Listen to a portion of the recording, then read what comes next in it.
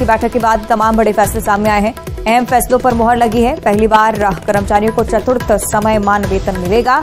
35 साल की सेवा पूरी करने वालों को चतुर्थ समयमान वेतन देने को लेकर सहमति बनी है। प्रदेश के 6 विकास खंडों में नए ITI खुलेंगे, ये इस बारे में भी जानकारी, और 4 नए शासकीय महाविद्यालय खोले जाने को लेकर भी प्रस्ताव मंजूर हो चुका है।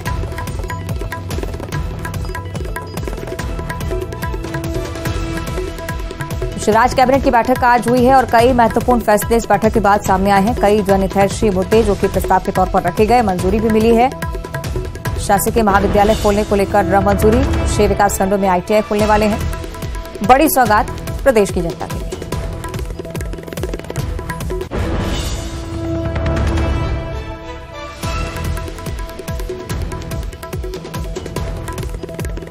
तो 35 साल की सेवा पूरी करने वालों को समयमान वेतनमान मिलने वाला है, ये भी एक बड़ी खबर है। 6 विकास खंडों में ITI खुलने को लेकर भी बड़ा बदलाव कह सकते हैं। 4 नए शासकीय महाविद्यालय भी खुलने वाले हैं।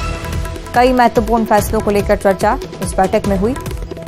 कुछ ऐसे भी जिन पर मुहर लगी, आने वाले समय में भी सौगातें जारी रह सकती हैं, क्योंकि चुनाव भी इसी साल। चतुर्थ समयमान वेतनमान देने को लेकर पहली बार जानकारी सामने आती हुई कैबिनेट की बैठक में इस पर भी मुहर लगी है।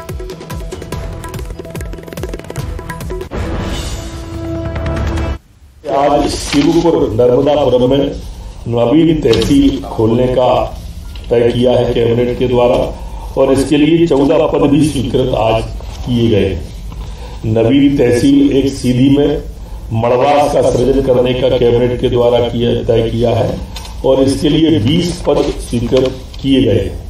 टेलीकॉम के इंफ्रास्ट्रक्चर के क्षेत्र में भी तेजी लाने के लिए आज जो प्रस्ताव दूरसंचार विभाग का था 2023 के दिशा निर्देश के अनुसार, उसको भी कैबिनेट के द्वारा आज मंजूर किया। सिद्धू मूसेवाला हत्याकांड के मास्टरमाइंड लॉरेंस बिश्नोई के भांजे गैंगस्टर सचिन बिश्नोई को जांच एजेंसी अजरबैजान से भारत लेकर पहुंच गई है, और अजरबैजान से लाने के लिए दिल्ली पुलिस की स्पेशल सेल की टीम पहुंची थी अजरबैजान। पुलिस सूत्रों के मुताबिक पूरे मामले को गृहमंत्री अमित शाह पर्सनली मॉनिटर कर रहे हैं। गृह मंत्रालय, इंटरपोल और विदेश मंत्रालय के सहयोग से अभियान को पूरा किया गया है। अब उसे कोर्ट में पेश करके उसकी पुलिस कस्टडी प्राप्त की जाएगी। आपको ये भी बताएं कि सचिन बिश्नोई सिद्धू मूसेवाला की हत्या के कुछ दिन पहले दिल्ली से फर्जी पासपोर्ट बनवाकर फरार हुआ था। अब सचिन के भारत आने पर कई बड़े खुलासे होने की भी उम्मीद। गैंगस्टर सचिन बिश्नोई को हाल ही में अजरबैजान से गिरफ्तार किया गया था। सचिन ने भारत में रहकर ही मूसेवाला हत्याकांड की प्लानिंग की, फिर दिल्ली से फर्जी पासपोर्ट बनवाकर अजरबैजान भाग गया था। आपको ये भी बताएं कि 29 मई 2022 को मशहूर पंजाबी सिंगर सिद्धू मूसेवाला की सरेआम हत्या की गई थी। उनकी गाड़ी को घेरकर शूटर्स ने अंधाधुंध गोलियां चलाई थी। उनकी गाड़ी को घेरकर शूटर्स जैसे ही फायरिंग कर रहे थे, कई सारे आपत्तिजनक वीडियोस भी सामने आए। बहुत डरा देने वाला इंसिडेंट। ये शूटर लॉरेंस बिश्नोई और गोल्डी बराड़ गैंग के थे। हत्याकांड कितना भयावह था, इसका अंदाजा इस बात से लगाया जा सकता है कि पोस्टमार्टम में सिद्धू मूसेवाला के शरीर पर गोलियों के 24 निशान मिले थे, यानी कि हत्यारे किसी भी कीमत पर मूसेवाला को जिंदा नहीं छोड़ना चाहते थे। NIA ने लॉरेंस बिश्नोई के ही प्रमुख सहयोगी विक्रमजीत सिंह उर्फ विक्रम बराड़ को संयुक्त अरब अमीरत से भारत निर्वाचन के बाद गिरफ्तार किया। बराड़ सिद्धू मूसेवाला की हत्या के अलावा निर्दोष लोगों और व्यापारियों की टारगेट किलिंग में शामिल था। स्पेशल सेल की काउंटर इंटेलिजेंस यूनिट में एक ACP, 2 इंस्पेक्टर समेत करीब 4 अधिकारियों की टीम अजरबैजान पहुंची थी।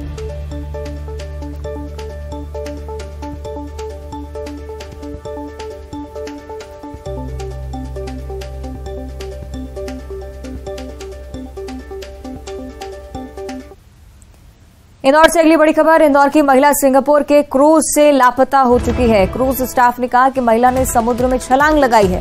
क्रूज मेंबर उपलब्ध नहीं करा रहा है उस टाइम की फुटेज भी। क्रूज स्टाफ पर कहीं ना कहीं संदेह की स्थिति भी, स्टाफ का गैर जिम्मेदाराना रवैया भी देखने को मिलता है। महिला के पति को भी क्रूज से नीचे उतार दिया गया।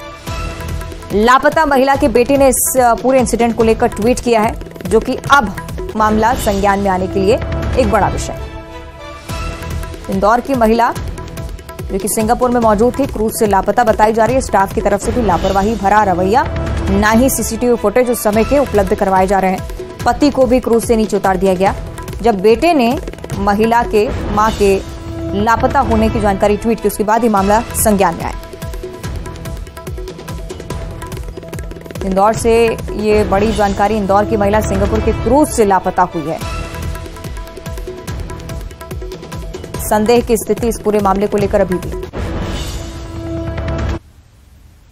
उज्जीवन स्मॉल फाइनेंस बैंक ने एक नया ब्रांड कैंपेन शुरू किया है। ये कैंपेन है उन ग्राहकों का भरोसा जीतने का जो अपनी खून पसीने की कमाई बैंक में निवेश करते हैं।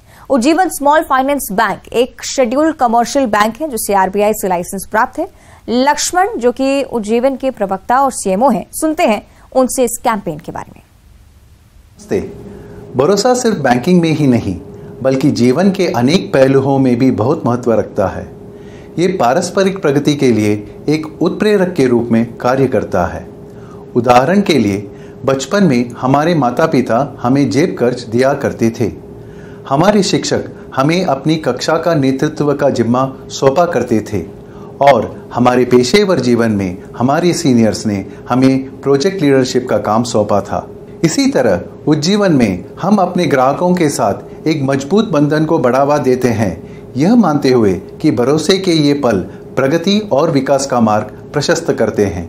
मौजूदा समय में हमें गर्व है कि हमारे 75 लाख से भी अधिक ग्राहक हैं जिन्होंने हम पर अपना भरोसा बनाए रखा है और हमारे साथ साझेदारी की है।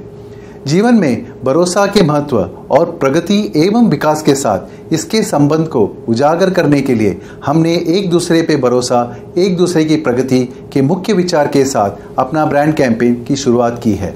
यह कैंपेन इस धारणा पर जोर देता है कि जब हम एक दूसरे पे भरोसा करते हैं तब हम एक साथ कामयाब होते हैं और ऊंची बुलंदियों को हासिल कर पाते हैं। और इसी के साथ सुपरफास्ट सेंचुरी में इतना ही। नमस्कार।